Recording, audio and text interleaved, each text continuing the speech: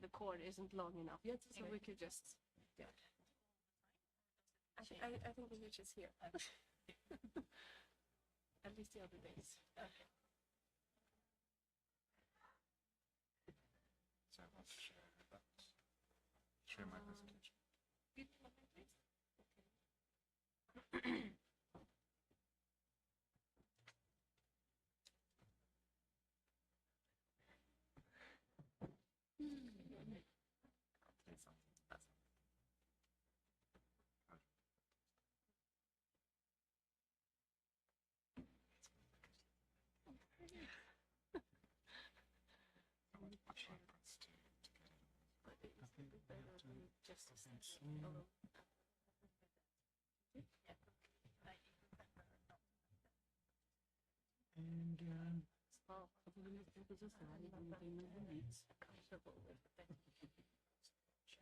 Yeah, that's true.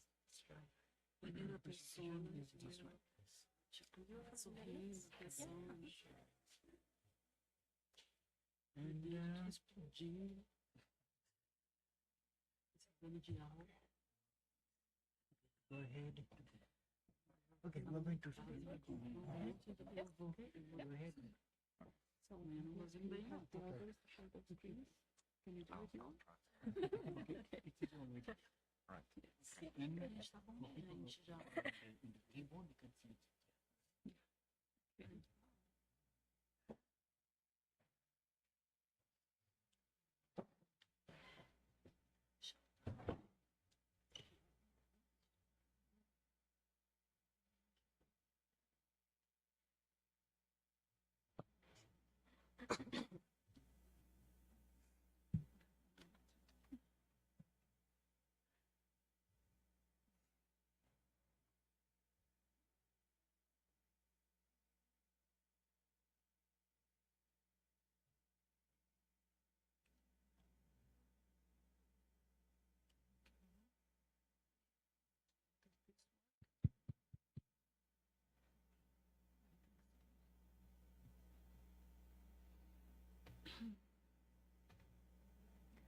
Okay.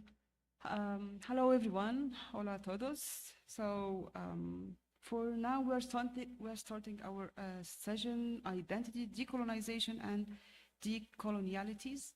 And I'm coming from a country which has a very long post-colonial past and present, if I can say this. And yes, I can understand very well the importance of this session and the presentation that we are going to listen to today. And we have presentations from Norway, Netherlands, and Brazil. And we have Egypt also here, so please enjoy it. First, we are starting with Yvonne Brenden Hansen and Magnus BOGNERUD. And the presentation is Critical Cataloging and the Killing of Reindeer. Thank you, and thank you all for coming, and thank you to the organizing committee for accepting our paper.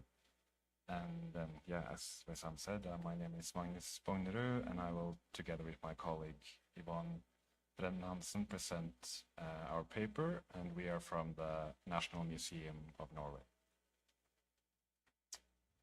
So, critical cataloging is the working title of a project that we are currently carrying out at the National Museum of Norway. And in practice, it is a formalization of collection work that has already been going on for some time, but which has in the last couple of years become increasingly topical and needed a more methodical and inclusive approach. At the core of the project lies the idea that if our museum is to be a truly inclusive institution where all are welcome, our collection catalog must also reflect this. We recognize that the cataloging practices throughout history may have been influenced by Eurocentric storytelling and power dynamics that do not reflect society as it is today. The project thus aims to analyze our cataloging practice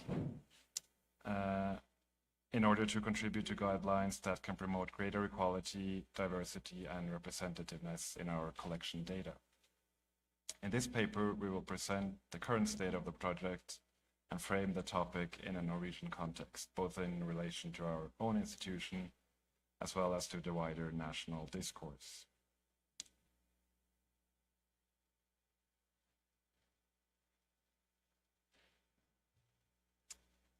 In June last year, we opened this building to the public. It is now the largest art museum in the Nordic countries. It is a primary location of the Norwegian National Museum of Art, Architecture and Design. The institution was founded in 2003, but it is a result of a merging of several previous institutions dating back to 1837.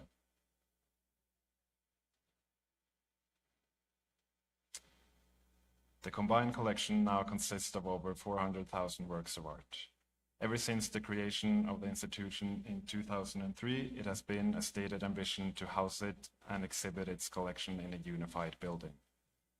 When construction eventually began on the new museum in 2014, work also began on how we would display our collection there, what we would exhibit, and which stories we would tell. If we could not look at our collection with fresh eyes, and in the process also how we collected, to see if we could not add to or reread the narrative of art and art history in Norway. This was also emphasized in a government white paper in 2021, the paper Museums in Society, Trust, Things, Time, concerning the state and future of public funded museums in Norway, outlined in quite clear terms what was expected of them. The paper, for example, stated that our museums are central actors in the fundamental infrastructure for democracy, and free expression is a firm belief.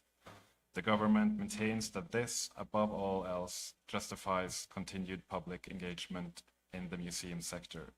In this regard, it is especially important to ensure diversity and representativeness, and that comprehensive and coherent data about the collections provide the foundation for meaningful discussions about the representativeness of our collections. When you first enter the National Museum today, the first work you encounter is Pilo Sapmi Supreme from 2017 by the Sami artist Marit Annesara. The work consists of 400 reindeer skulls, symbolizing and protesting the forced culling of Sami reindeer herds by the Norwegian state in 2017 as a measure to prevent overgrazing. This against the will of the herders and the Sami parliament. It raises the specter of Norway's colonial past and places it in the present. The title Pilo Sapmi is a reference to the term pile of bones, relating to the mass slaughter and near extinction of the American bison at the hands of European colonizers. To further deepen the analogy between the Sami and the Native American experience, the work which used to first greet the visitor in the Old National Gallery was the monumental painting Leif Eriksson Discovering America from 1883 by Christian Krogh. The work celebrates the Norse discovery of America and was commissioned for the World's Columbian Exposition in Chicago that same year. The World's Fair commemorated the 400th anniversary of Columbus's expedition, and the painting was part of the Norwegian contribution to the fair, simultaneously diverging from, yet affirming, the central theme of the exposition, the European settling and civilizing of the American terra nullius, an area perceived as empty of civilization and open to settlement. The Nordic countries also has such a terra nullius, an area in the north of these countries within or close to the Arctic Circle. In Norway, it was known as Finnmark, in Sweden and Finland as Lappmark, or later Lappland. The work by Marit Annesara was an artistic response, a call to action, and a monument to grief and anger about how colonization continues to occur to this day. In 2017, Sara's brother was forced to reduce his reindeer herd from about 500 animals to the permitted 75, rendering him at the point of bankruptcy. He sued the state, and at the morning of the court case, Sara had stacked 200 blood-stained reindeer heads outside the courthouse. Sara's brother would go on to lose his case, and Sara would use the skulls of the killed reindeer to construct her work. If you stand close to the artwork, you will see that every skull has a bullet hole in the forehead. The skulls are mounted as a tapestry, and the shading forms the pattern of the Sami flag.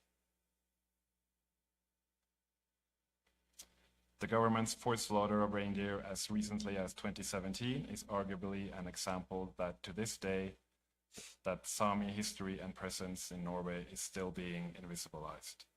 This is now in the process of being rectified by new research with decolonized perspectives. From the 1850s to the 1960s, Norway pursued a policy of Norwegianization aimed at indigenous peoples and national minorities.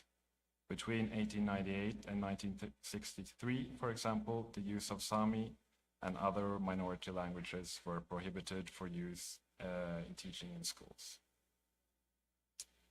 The policy was perceived as a modernization project. It was aimed at assimilation, and according to this way of thinking, the minority groups were helped when they were persuaded to let go of their language, religion, style of dress, or other cultural traits that signal which minority they belong to.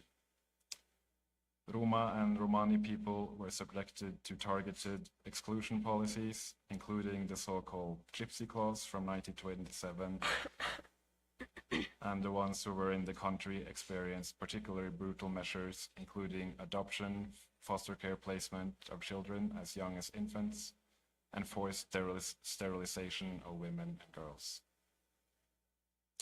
In 1958, the government stated that Norway should not join the UN Convention on the Rights of Indigenous Peoples because it applied to population groups that do not exist in our country. It was only after the UN ILO Convention of 1989 that the Sami were ratified as indigenous peoples in Norway in 1990, and Jews, Kven, Norwegian Finns, Romani, and Roma, Forest Finns, and as national minorities. But as we shall see, the cataloging of artworks made by indigenous peoples or national minorities still reflects the discriminatory policy of this period of Norwegianization.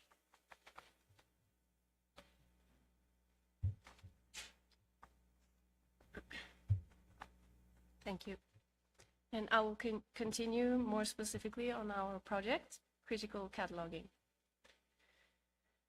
Collection experts have varying relationship to the historical catalog records, and our collections represent a complex institutional history, as we have seen. 400,000 artworks containing art collected from the 1800s and onwards, representing cultures from around the world. Over time, the scope has become difficult to keep track of. Initially, we performed some searches in fields such as title, subject description, historical description, and production place to see if we could find problematic words or descriptions. As we assumed, we unfortunately did. There were several problematic terms in use. Here we see some examples of words we found in titles. Many of them have been revised, but there are still many left. The terms occurred mostly in titles, often in original titles given by the artist, but also in titles given by former staff at the museum. In our collection, we have a great number of prints and drawings.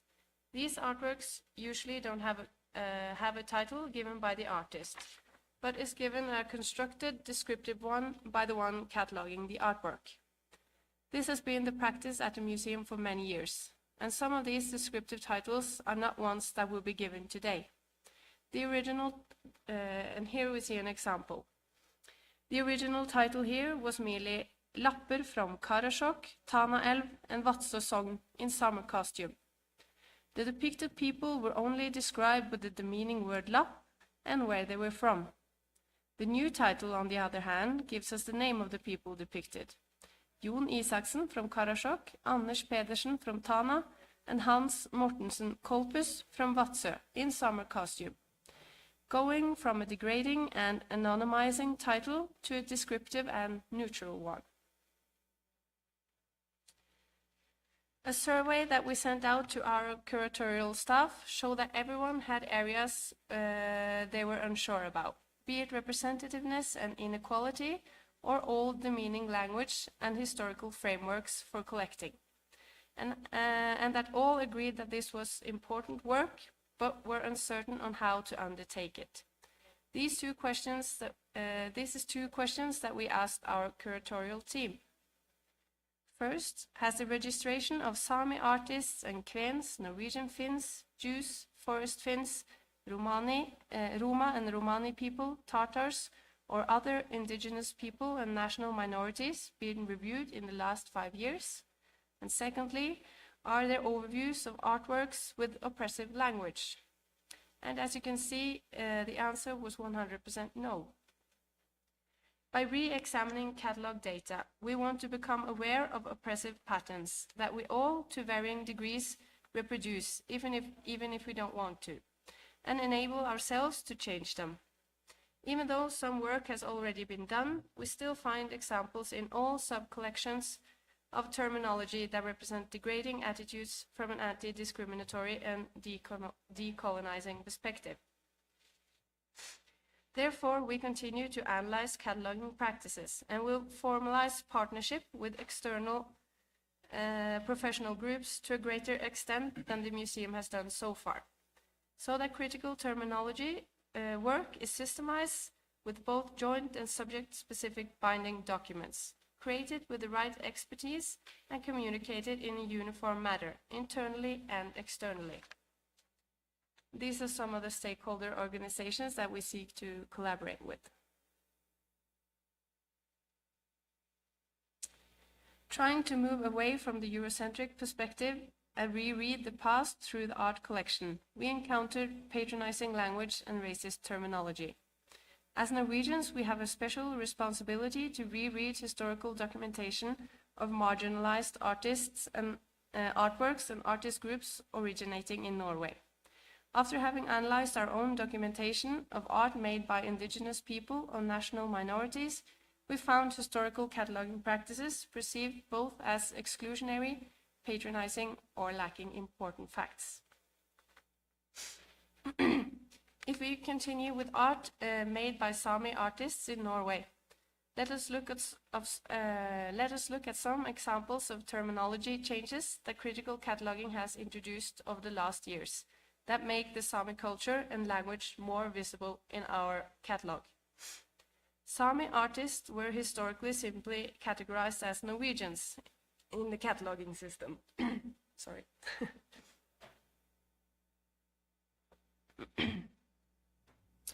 A direct consequence of the state practice of Norwegianizing minorities in Norway. Also, the traditional Sami settlement areas, Sápmi, that includes land areas in Norway, Sweden, Finland, and Russia, previously simply did not exist in the authority list of geographical references. Now, living Sami, like the artist that have made this drawing of the map of Sápmi, Hans Ragnar Mathisen, decides if he wants his preferred name to be documented as his Sami name, Elle Hansa, and if he prefers his cultural affiliation to Sápmi, documented as his nationality in our catalog. In revising old records, Sami artists like Jon Savio, as we see a print of here, are re-catalogued with their rightful cultural affiliation to Sápmi. Also, Sami language variants have been non-existent in language lists in our cataloging system. Today, we have 5 of the variants among the 10-11 different Sami languages that traditionally are classified as part of the Finno-Ugric branch of the Uralic language. For example, when borrowing art for the new permanent exhibition, like the object Nachpi, a reindeer milk bowl, we now have the possibility within the CMS to document this with its right language type, North Sami. Other deficiencies has been that of missing conceptual terminology from Sami art history. For example, the label term Doji, as we can see in the reindeer milk drinking bowl. The Norwegian language does not have a word for it. Duji expresses traditional Sami art and crafts, both the act of creating something and what is created. We conclude this presentation of critical cataloging at the National Museum in Oslo with an acquisition from 2020 of a Sami installation catalogued with its Sami title by its artist from Sápmi. The installation consists of thousands of colorful shawl fringes, knotted in the traditional way, associated with Duji practices for the Sami clothing called gekti, assembled in V-shapes like the traditional Sami shawls. The colors of the fringes have strong symbolism. The strict laws that we mentioned above, colored shawls were banned and replaced with white shawls. We should always ask ourselves, how do we interpret our ethical imperative? How do we reflect on fairness and equality in the narratives that our art collection represent? The National Museum is actively working to bring in more art by both female and Sami artists, as well as artists living in Norway with a non-Norwegian background. A fundamental part of the collection work is to examine the collection and map biases, voids and underrepresentation. That's why we search for overlooked artists, overlooked works, forgotten architects, and unknown artisans. A collection is never finished. It is always changing and needs to be corrected. Analyzing museum-specific and historical policies, defining, documenting deficiencies, and acquiring help from expert communities is work that all museums are committed to. The joint museum definition from ICOM now for the first time includes values such as inclusivity, sustainability, and ethics. The ethical role of museums in society evolves as we commit to emphasize on discussions about which global values the museum should represent. A diverse, equal, and anti-discriminatory approach to cataloging requires continuous work, which should always be part of the everyday life of those involved in cataloging museum collections. Thank you. That was it from us.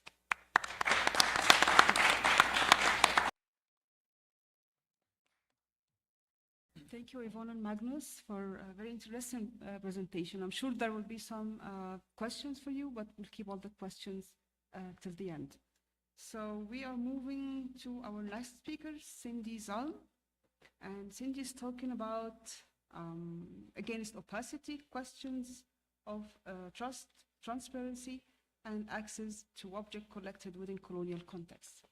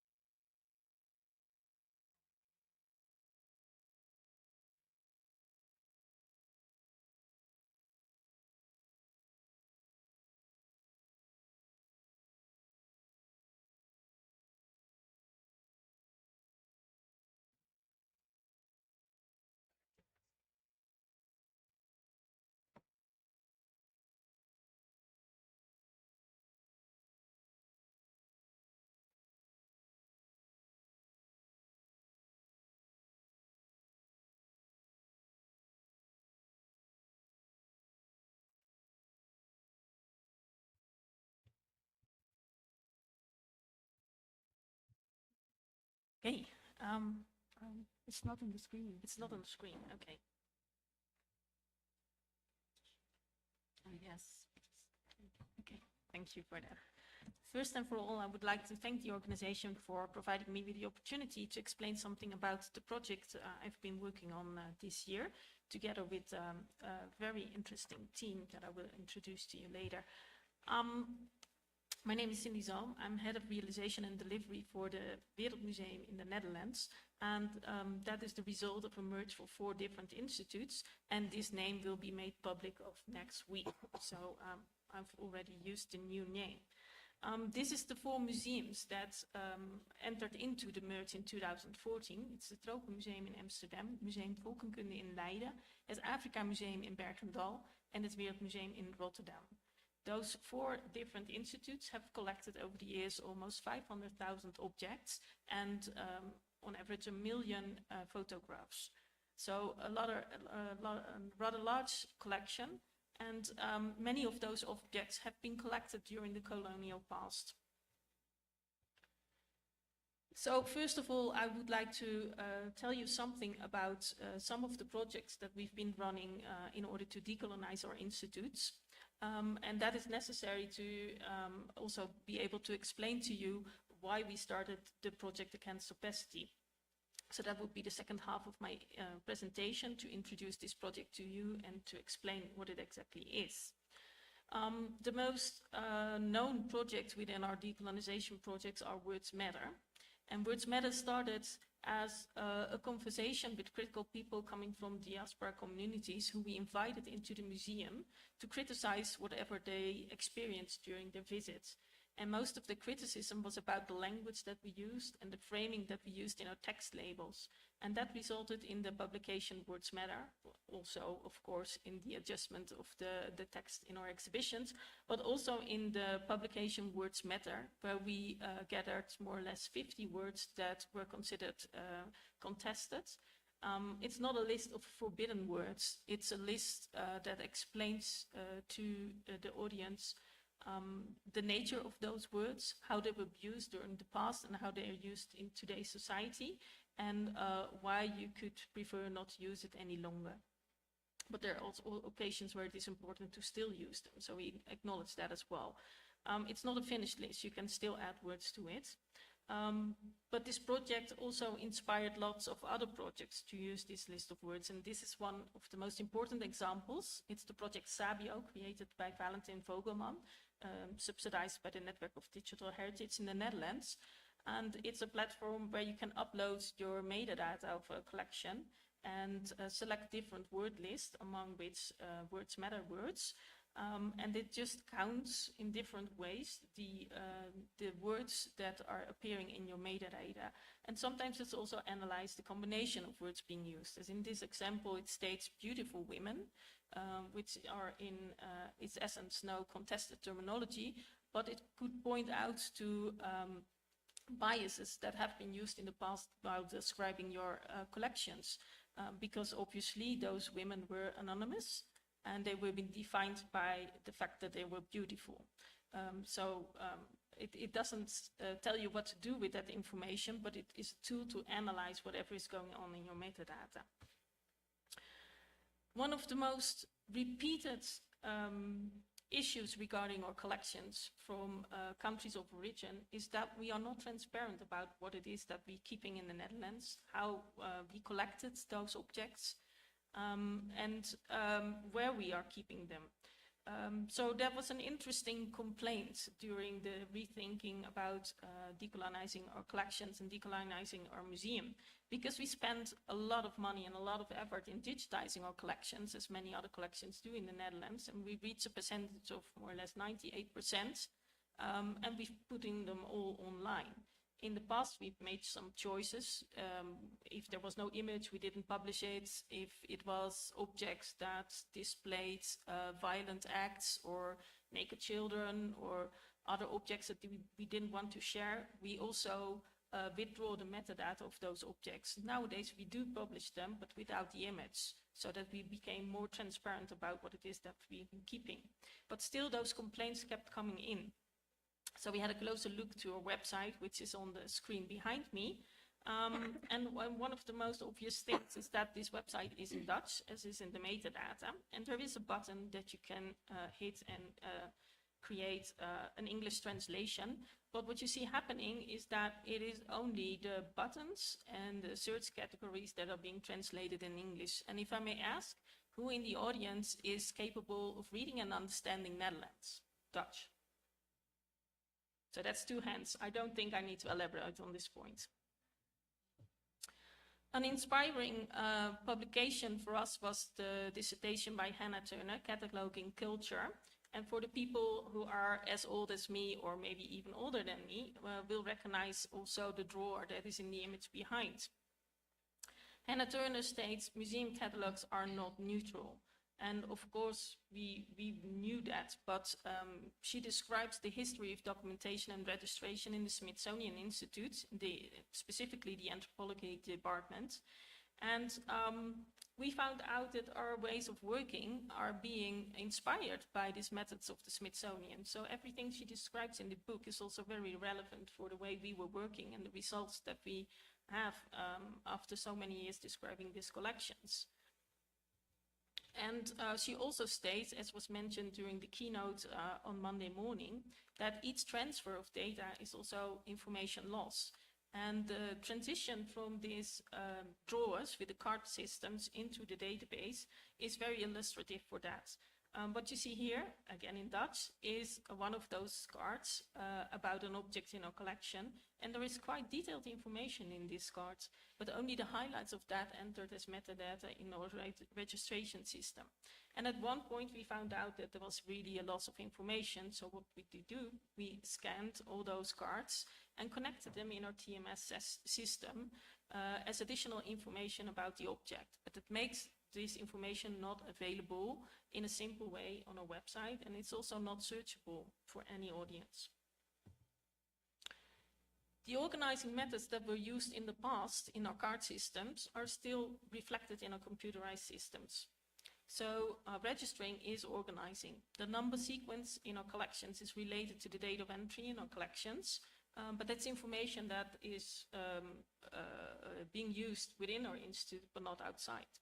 Categorizing is primarily done by region, which is quite common for an ethnographic collection. But it also means that if you determined an object in the wrong region, it's not findable for anybody outside the institute. The metadata is provided in local language, as we've seen. And translation sometimes is available by the use of thesauri, but as Hannah Turner states as well, thesauri are not neutral.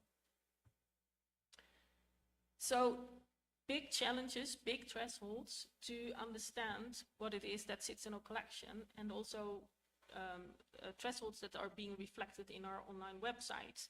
So we understand more and more the urgency to change all of this.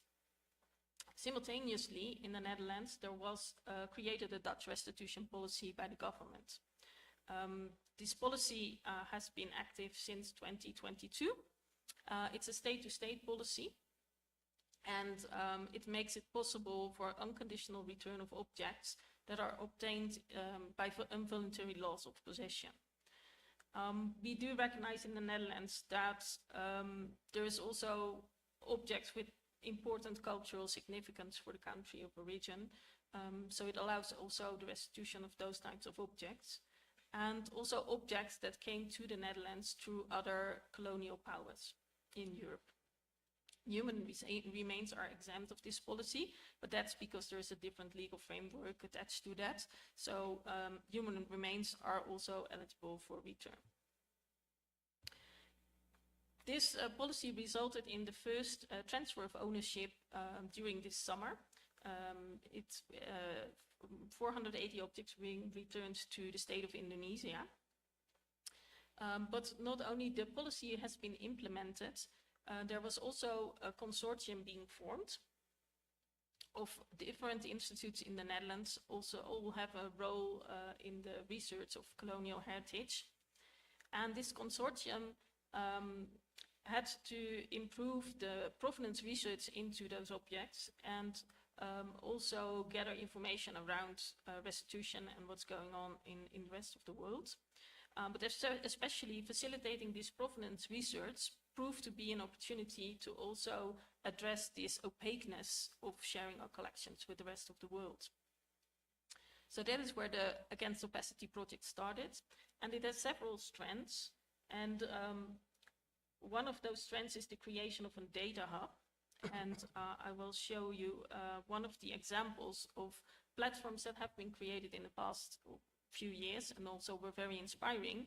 And the most interesting one for me is the digital BENEDIKTE project, where data has been copied from several databases, several collection management systems in Europe and the US, gathered in a new database, and were connected by information supplied by the communities related to BENEDIKTE. So they, for example, they added language and voice and audio to the objects. But there was one major downside of such an approach, and that's the copying of data.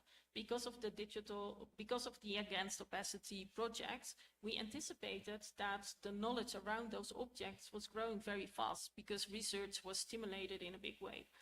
And that means that if we would create a data hub that copied all this data, it would soon be outdated. So we used another architecture to create this data hub. And I will go through the image with you. On the bottom line, there is the several collection management systems of different institutes. And they provide their data through extraction as linked data. And that enters into a knowledge graph that uses linked art.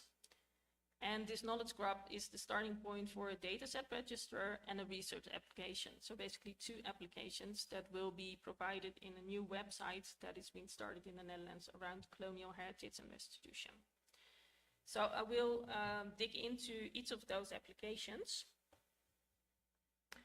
First of all, the data register.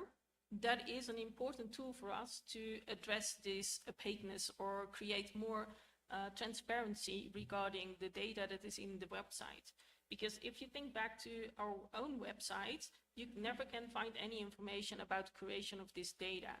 Is everything in there? Are the choices being made? How far are we in digitizing the collections? So we assume that everybody understands that we publish our entire collections, but actually as a researcher, you wouldn't know. So it is not only a data register, but it also provides you with information regarding the transparency of the data sets that are in there. And you see here the criteria for that. It's about the license under which it's published, the language being used, whether or not the data set is downloadable and accessible, and how it's structured. And that is basically the 5-star framework of Tim Berners-Lee, so probably doesn't surprise you, but it's not the entire story. Because we found in order to be actually transparent, probably other questions would be asked. So during the project, we used monthly workshops with people from the Netherlands, researchers, collection managers, technical people, people from the diaspora communities, to talk about the necessities of the data hub and the user experience that people would like to see and other desires they would have. But we also really wanted to ask people representing the source communities of the countries of origin that we're dealing with in the Dutch colonial past. So in May this year, we invited 21 people, and we facilitated them traveling to the Netherlands and spent 3 entire days with them, discussing all those topics about transparency, about what it is they would like to do with data. Because we're not only talking about researchers, which is usually the case when we do provenance research in the Netherlands, but it is also creative research by artists. It's also research about your roots that needs to be made possible. So the major points that they were aiming for is that metadata is available in European languages, which is considered a threshold. They stated that it's also not clear which criteria are used in creating those data sets. And a very important one to them was the separation between material and immaterial culture, because we somehow took those objects out of its context. And they also complained about the strong focus on written information in Western databases.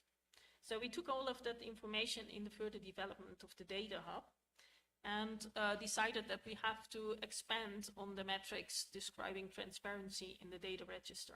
So we also asked questions about the update, the frequency updates, whether or not there are human remains represented in the data set, background information regarding the data set, what choices are being made, is everything into that, and the availability around geographical locations, the period that's being represented in the data set, and whether or not it's being registered in the Dutch data set register.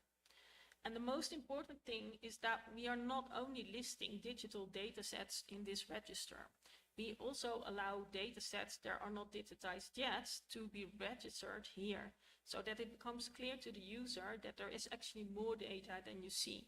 And it also allows to prioritize the workload, because if there are many questions coming in regarding a non-published data set, it means that we can prioritize digitizing this data set. Then we go to the research application. You see here a page, it's still under development, as I said, with results, search results. And if you dig into one of those objects, you of course get further information and also the source of this information. So this is all pretty straightforward. But at this point, I also want to ask some attention for the CARE principles, because we have been hearing quite a lot during the past few days about the FAIR principles and open access, which is like something not up to debate anymore for many institutes in Europe. But there is also a set of CARE principles.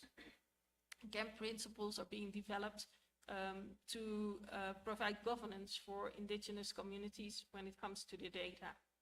And those CARE principles are also at the heart of the project. So after the sessions with the countries of origin when it comes to the data hub, we also started the thinking process on how could we incorporate their voices and their response to the data that is in the data hub. We are not there yet. We haven't addressed all the issues that we heard, but we addressed at least one. And that's one I wanted to show. Because there is an organization in the US that is called Local Context, and they've developed labels that could be attached to objects or to information to express restrictions. Because we do acknowledge that the source communities that produce those objects also were not keen to share those objects at all times with everybody. They set limits or they set restrictions themselves for the use of those objects. And if we want to respect the how those objects functioned in its original context, then we might also want to respect those restrictions. So we are using the TK labels, as they are named, in the data hub in order to allow curators that work with those communities to provide information about those restrictions, or even to have the source communities labeling those objects themselves. And the effect of labeling an object is not that they are being taken out of the data hub, but it does allow you as user to make your own choice whether or not to respect those restrictions. And it looks like this. On the top of the screen, you can see the traditional knowledge labels being included for this specific object. So when we go back to the overview of the project, then you could see what will be going on for the next few years. There is funding up until 25, so we set some goals for that. During this year, we will launch the data hub. It will be integrated with research guides, so to explain you the different stages the collections went through and the different institutes and how they were named, for example, but also other guidance. And in this year, we also would like to include the data sets of the different partners in the consortium, which is already quite a challenge because many of them have have different collection management systems. So by doing so, we hope that the next round of connections will be going much smoother. In 2024 and 2025, we hope to add 12 sources per year. That is rather ambitious within the context of the project, but it could be much more. But it all depends on the funding of it. In 24, we also would like to think further about how we can enter the voice or the perspective of source communities, countries of origin within the data hub. The setup is so that it is rather easy to also connect data coming from countries of origin. For example, Indonesia, which is a big part of our collection. But we could also choose to further develop the project into Europe and make it a more European platform for colonial heritage. That is two dreams that I have that are still not within the projects, but I think it's always nice to have some dreams. I would conclude my contribution with acknowledging the team.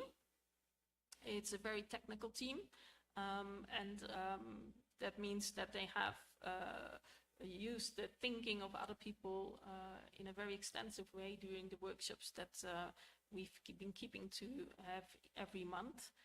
So the group that contributed to this project is much larger than this, but this is the people that are doing the hard work.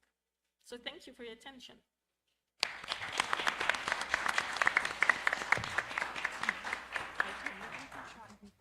Thank you, Cindy, and thanks for all of you for keeping track of time. So next we're moving with Priscilla Archivo. Priscilla's presentation is Reflections of Latin American Identity through the Image Production, How Connected to Thrive Unknown. This is after we connect the presentation.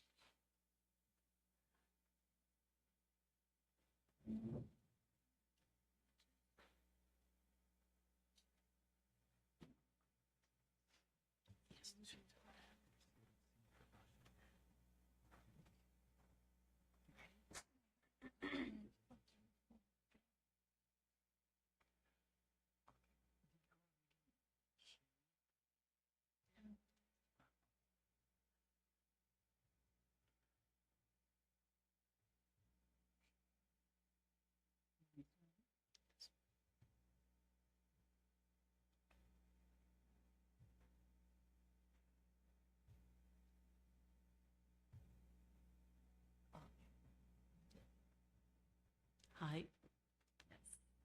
Hi, I'm Priscilla Archivo. Thank you for having me here. I am a student of master's degree in the Department of Linguistics of University of Lisbon. And today I would like to share with you some of my research and my thoughts about reflections of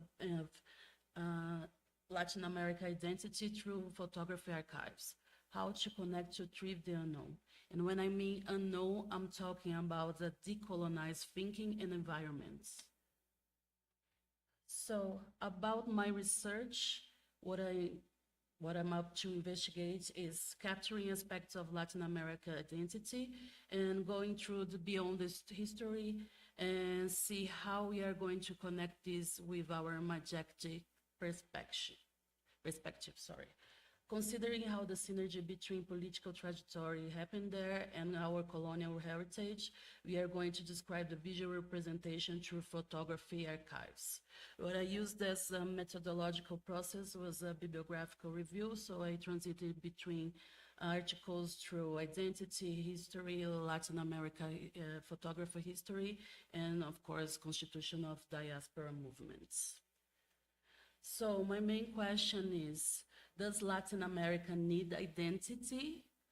And what I used in the first hand to have this answer, I'm going through Stuart Hall's definition of identity when he asked us to put identity placed under erasure because we need to rethink and not abandon the main object of this question. So we keep putting this under suspicions. The way we are going to measure this is beyond the agency and political movements, what I'm into this project. So just a little bit of identity background of Latin America. The term Latino came just after the wars of independence, when the movements of restoration of a national state began, especially in Brazil, when we already had a miscegenation process, mainly because of the massive arrival of immigrants, European immigrants. Another thing is important to point out is the religion, which is focused as a tool and tied the America Latina together. and was made as a tool to colonize all the Latin America. So quoting Silvio Luis de Almeida, what defines Latin America in our collective consciousness is the political struggle of the people who define themselves as Latin Americans in order to resist all historical atrocities which they were subject. The second part that I wanted to use to answer my question is about Lélia Gonzalez, which is quite important because she proposed an Afro-Latin American vision based on ethnic concepts. And she combined experience to create a conceptual framework understanding of identity in Latin America, which she called Africanidade. So agreeing with Stuart Hall, what she says, our identity became for our movements of resistance. As quoting her, already during the slavery,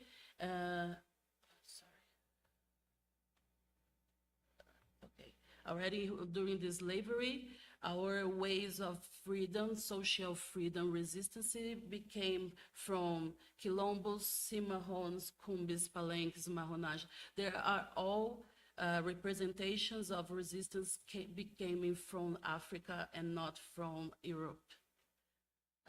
So recognizing a gigantic work of cultural dynamics that does not take us to Atlantic side, but that bring us from there and transform us into what we are today, Amafricans or Amafricanos.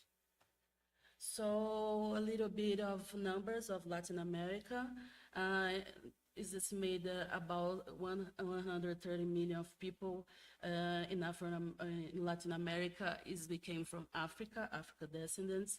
And just to frame Brazil in this, 54% of the population declare themselves as Black, which is, I'm going to talk about Bahia, you're gonna have this concept. 82% of the population are Black, which makes Bahia the blackest place in the world besides Africa. So this, finally, the archive. So Zumbi Afro Photography Archive is non-related with any museum and also non-related with any institutional.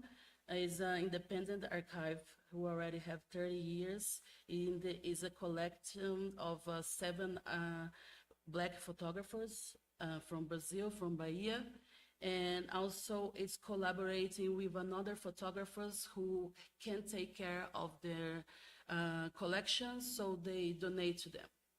So Afro-Latin Photography Archive, what they call themselves affirmative photography, which is an amazing name for myself because they are proving they are looking to fight for their own narratives. So the image is created to reflect the contextualization of historical journey of Black people enslaved. But the main thing is to document in an analog way how they can contribute for the new formation of identity in society in Brazil. So the imagetic memory of Black social groups and groups from the Black Atlantic. It was important to point about the Zumbi is they don't sexualize or erotize or exotize bodies, Black bodies in their pictures. They give them voice and space to exist in their own reality. So for 2014, what they call themselves a visual quilombo, which I told before. Quilombo means gathering of Black people, of resistance of Black people. They started the process of digitalization, and until that, they already have 30 years actually, but until that, they didn't have any kind of catalogation or any kind of care actually with the photograms. So they already have more than 8,000 photograms, and they just digitalized 10,000. So now they are processed to cleaning and catalog and tagging this and putting databases. It's important to point, ZoomV already opened up a studio in this process, so they are doing many of different of workshops and work for the community they are into. A little bit of website interface. Here we have the topics they use to photograph is all the topics related of Black movements and Black daily life in Bahia, which is about the homeless or the Black movements, women Black movements, and all of those topics. We can find the pictures from the code, title, description, photographer, series, localization, and year. Also, you can find online exhibitions, which is quite interesting because you have an audio possibility to hear the own photographer talking about the political contest they took the pictures. And also you can have all the informations and all the pictures you have from this topic specifically. Here we have one of examples and also one of examples of resistance of in archive, and you're talking about the dispute of narratives through African-based religion, which is a huge resistance against the Christianism and manifestation about it. On the pictures. Yes. And conclusions about this is based on Stuart Hall's and Lélia Gonzalez's ethnographic concepts. ZoomV archive represents a form of resistance to colonial narratives as a social activist archive, which documents the demands of cultural manifestation of Black people of Bahia as they fight for their roots while they are making peace with their roots. The provocation that actually we are talking with the archive is how representatives of museums can help or can support archives like this, social archives who are so important to identity of our people to survive, not colonizing them. And if you can tell me, you can message me. Thank you very much. Muchas gracias.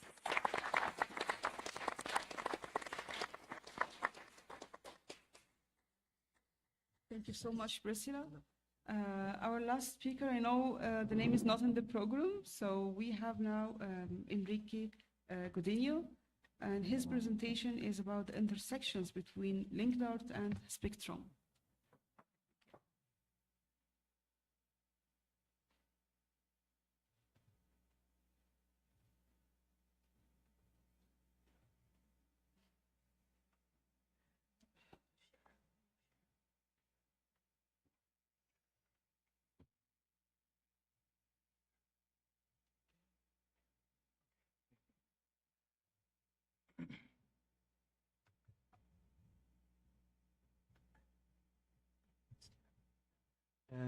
Buenas tardes. Hello, everyone. First of all, I'd like to apologize to my colleagues from Latin America because I don't feel confident with my Portuñol, so I will present in English.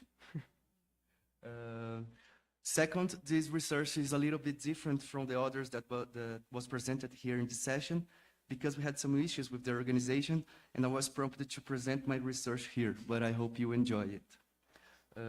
My name is Enrique Godinho, and I work as the communication coordinator at the Emma Klabin House Museum in São Paulo, a collector's museum with over 1,700 items in its museum collection, spanning 35 centuries of art history.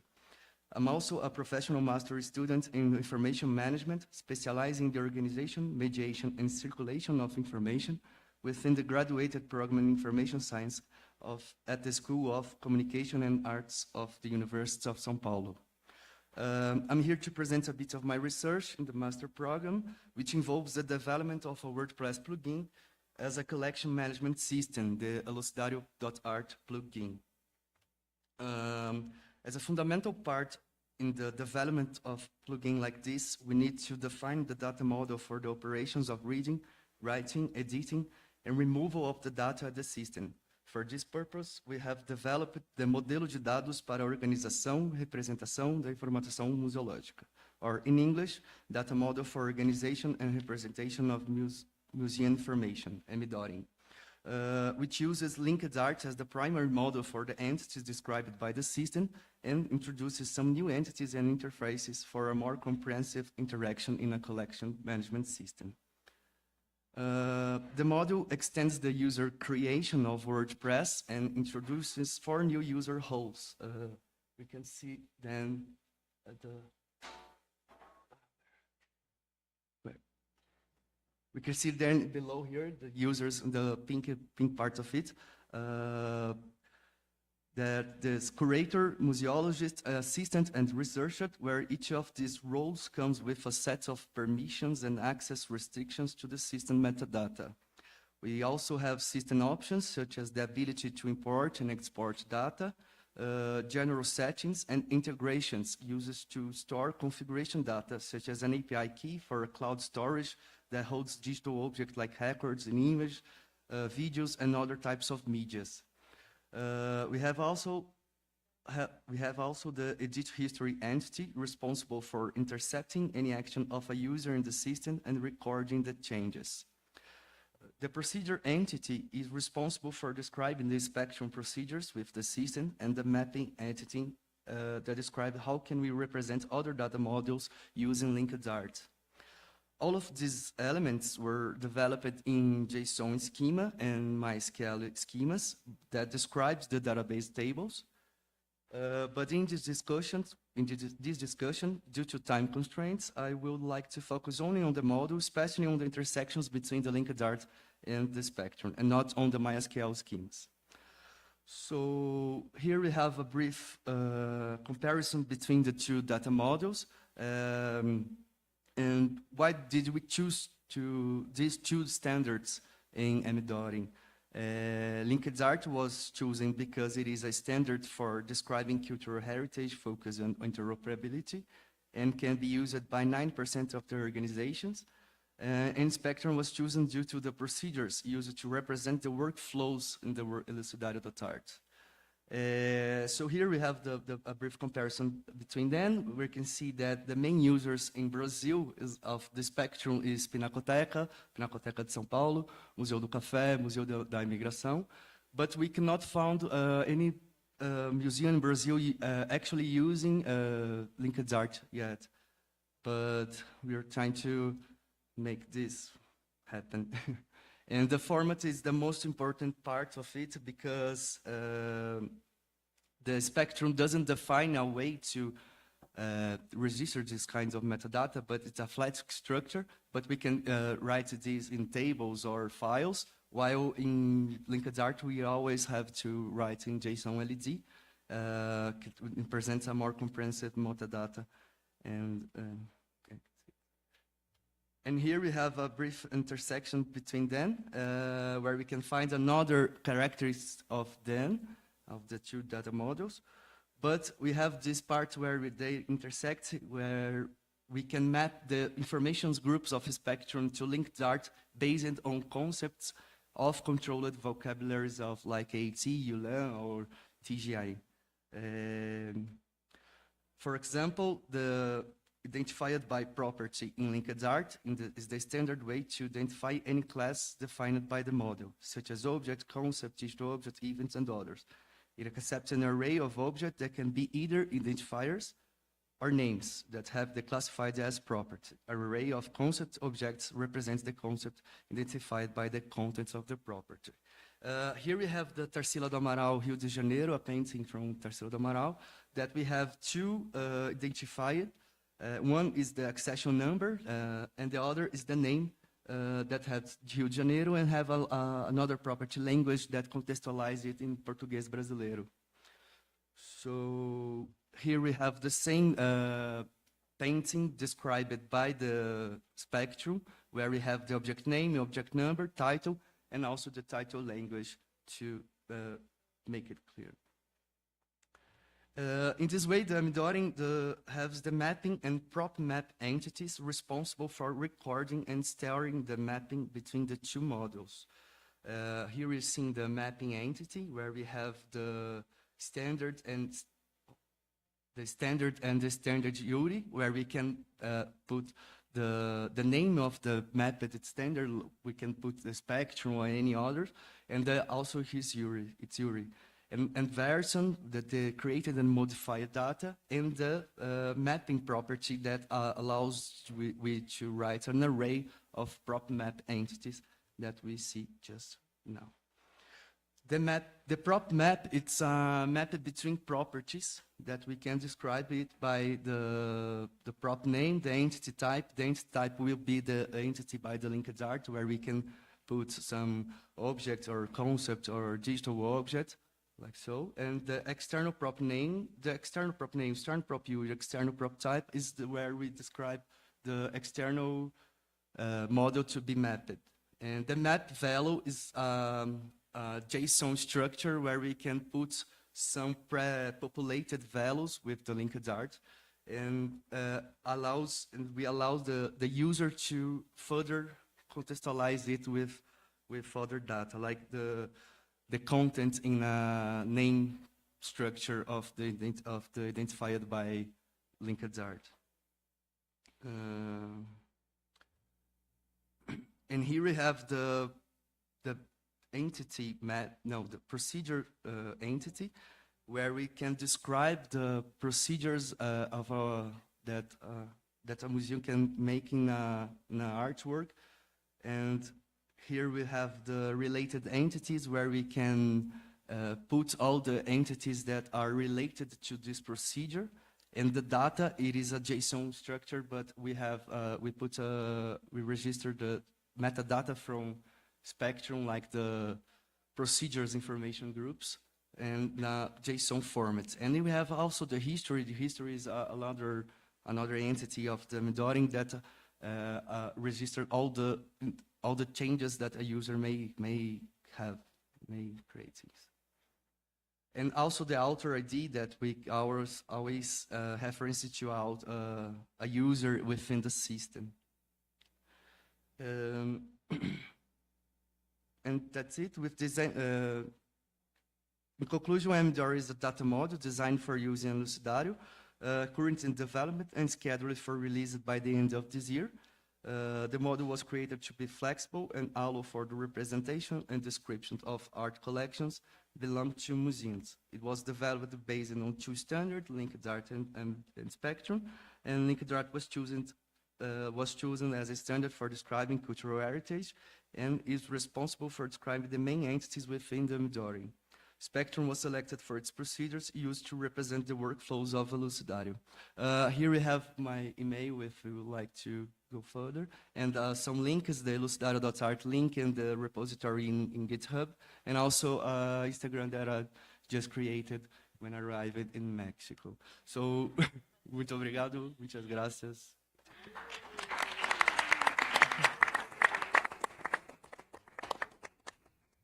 Thank you, Enrique. Thanks for all the speakers and also for your commitment with our schedule. So thank you so much for this. So now we have almost 24 minutes for questions and discussions. So anyone have a question for them?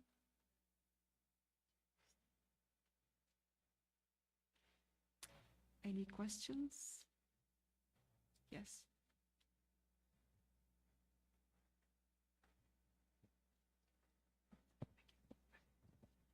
Hello. Thank you everyone for your presentation, very interesting points, but my question is for Cindy. When you said that you had invited people representing the source communities to provide criticism about the cataloging and the registering, I was wondering how exactly that process goes. How do you choose the people that you invite to collaborate? How do you maybe not ensure representativity, but how you try to strive to get a representative, the diversity within communities, etc. I know this is a very complicated question, but I am like super interested to know how you did it. I mean, not as a criticism, but really just like as something that I think is one of the main challenges nowadays. Like, how are we doing this? So yeah, I would really love to know. And Thank you're absolutely right. It was a big challenge, and from all of the organization that went into this week, we spent most of the time finding the right people to participate. In the Netherlands, our colonial past expands to many countries in different types of relations. But there is, within foreign affairs, there is already a program going on to establish diplomatic relationships with those countries that were former colonies or trading posts or whatsoever. So we used those entries to find the people that could actually contribute to the conversation, and we prioritized those countries as well over others. We also made an inventory of grassroots organizations and other organizations invested in this debate around colonial heritage, and we also tried to invite them. But at that time, there was still a bit of COVID going on, and sometimes there were also thresholds regarding traveling, because not everybody was capable of getting a permit to travel to the Netherlands. So we had a much wider number of people invited than the people that actually could come. Does that answer your question?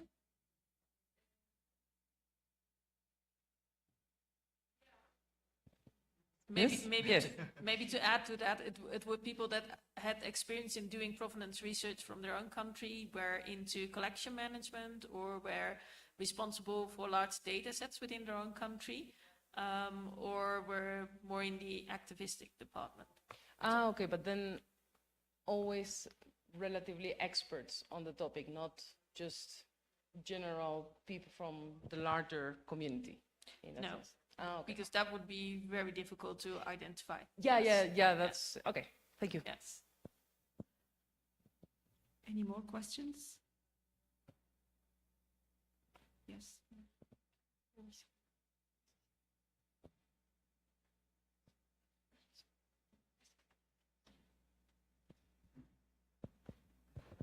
Thank you very much for your informative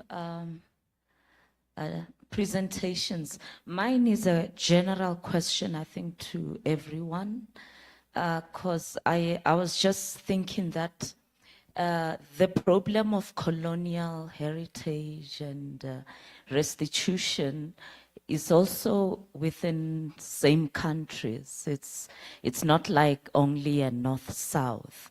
For example, in national museums, like in my country, there are a lot of objects from communities in national museums that also are contested. So I'm just wondering whether maybe as museum, professionals or documentation experts, we have to also start thinking about adding new metadata to our vocabulary, like contested collection, such that even if we try to solve the identity or challenge, we still leave it open such that those who will always work with this particular objects or collection can have space to research further. I'm just wondering whether that can help in our catalog systems to also include the fact that there has been, or just to identify those collections, because at times when we try to, I think, correct, you find that it may still remain subjective depending on who's doing it. So I was just, and I've worked with collections at the National Museum in my country that belong to communities, and the National Museum doesn't want to, is trying to address them in ways that is sort of, that are top-bottom approach. And so I was just thinking, I don't think anyone has an answer, but maybe we can also start thinking about adding metadata that can always allow continuous discussion to people who are searching online, to researchers who are interested in the topic, to know that I like the fact that I think one of the presenters was showing how the artwork was labeled before, and then there was an attempt, I think, to correct or address, but then afterwards it means the trace maybe can be forgotten. So maybe if we open that debate, it can also help us to include some words, metadata, onto our collection systems. Thank you very much. Make a quick comment on the example that you mentioned. The previous title is not removed. It's still in our collection management system, but it's not the one that we show to the public online or in exhibitions. So it's not lost in that sense. We still keep it in the record. Yeah. And to add to that, I hear many comments when people say you shouldn't correct it, you should acknowledge the colonial past of the objects. But I think that many of those projects are not around correcting or erasing that story. It's more about including less violence in your descriptions, so that people actually feel more welcome to access the collections and to start doing the research that they want to do. So I would like to flip that around. Any more comments or questions? Yeah, here. Well, I have the microphones. So I think it's a good follow-up what I'm going to ask. So the presentation, what you showed about Digital Benin, the project was about flipping the conversation and asking the Benin Kingdom to give us the perspective of the objects who were extracted from the place. But the first thing was acknowledging that the knowledge was not in Europe, or was not in the global north, on the Anglo-Center spaces. So when we talk about FAIR principles, there is a misconception that it's only about data, but it's also about pipelines, tools, software. And when we link it to the CARE principles, how are you, or not you as in person, how do you envision this inclusion of decolonized narratives from the global south with CARE principles in the pipelines that you're developing with your infrastructures, including knowledge infrastructures, which include universities, which are predominantly white and Western, and do not have the expertise of the knowledge of the global south. So knowledge infrastructures, so all these infrastructures are not just about the technologies, are socio-technical systems that include the knowledge infrastructures, which include the universities. How do we open, it's a big question, of course, but how do we open these pipelines, social and technical pipelines of knowledge infrastructures into our documented systems, into collections, CMS, STM, dams, and so forth? I'm not sure that we should do that, if I understand you correctly, because in the end, it's also about data stewardship. And that's why we provide not only the tool that I showed you, but also provide the data in a downloadable format so that you actually could do your own thing with it. Because the people that we've been speaking to really want to tell their own stories. And it's not up to us to tell those stories. We only facilitate the data and the explanation around it to do so. And within the project, we also have Camille de Com, which is in a consultant role. And he is the in-between between the data and the people at this moment, because not of all the collections in the Netherlands are already providing linked data. And also questions from abroad are not being answered yet within the data hub. So there is also the human factor that is still there.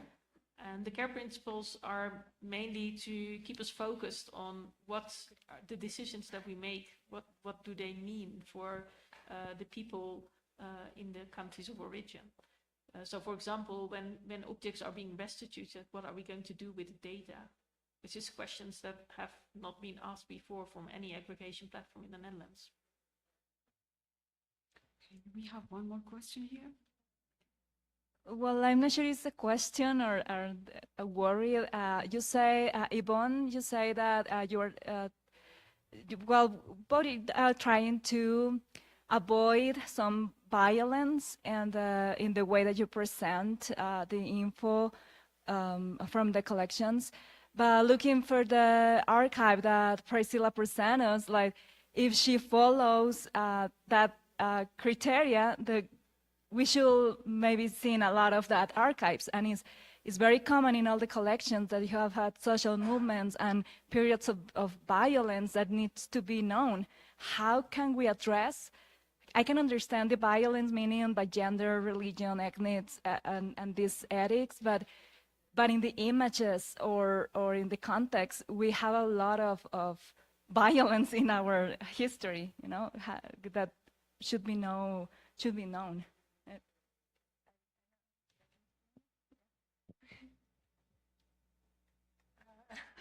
I'm not sure if I understand the question correctly, but of course we definitely won't sort of censor any of our works in our collection.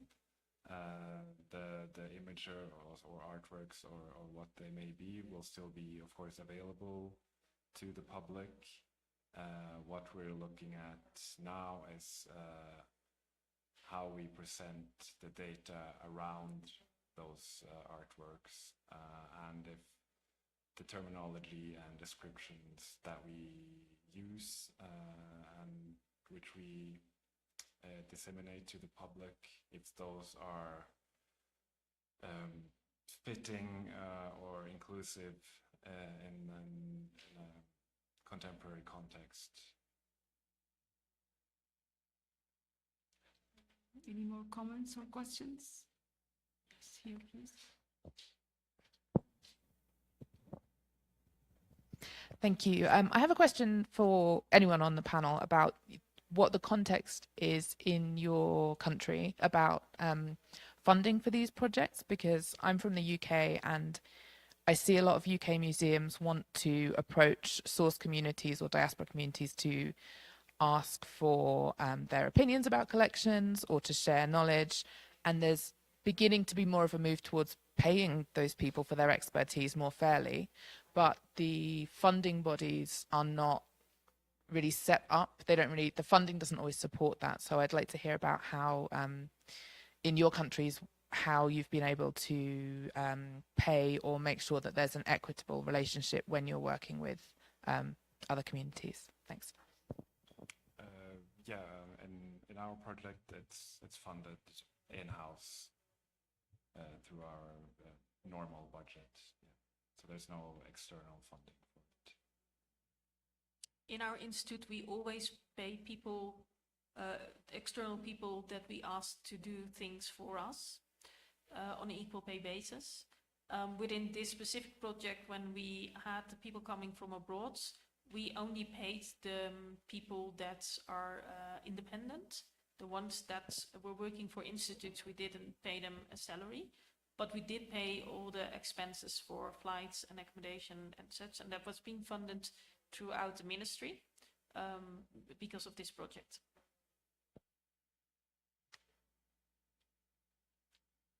Okay. Any more comments or questions? Okay, if you don't have any more comments or questions, then I close this panel session, which actually was very interesting. And I would like to thank you, everyone, and thanks our speakers, Magnus, Yvonne, Cindy, Priscilla, and Enrique. Thank you so much.